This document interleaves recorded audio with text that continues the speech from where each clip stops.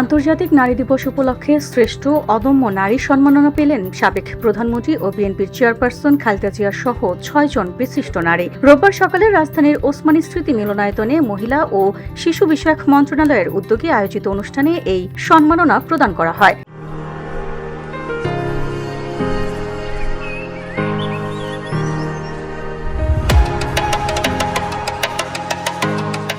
নারী শিক্ষা ও গণতন্ত্রের অগ্রযাত্রায় অবদানের স্বীকৃতি হিসেবে মরণোত্তর শ্রেষ্ঠ অদম্য নারী সম্মাননা দেওয়া হয় সাবেক প্রধানমন্ত্রী খালেদা জিয়াকে। তার পক্ষে রাষ্ট্রপতি মোহাম্মদ শাহাবুদ্দিনের হাত থেকে সম্মাননা গ্রহণ করেন তার নাতনি তারেক রহমানের কন্যা barrister Zaima Rahman.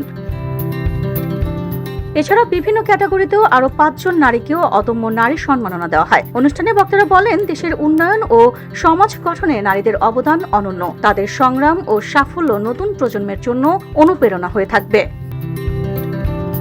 ভিওটি Bangla news desk.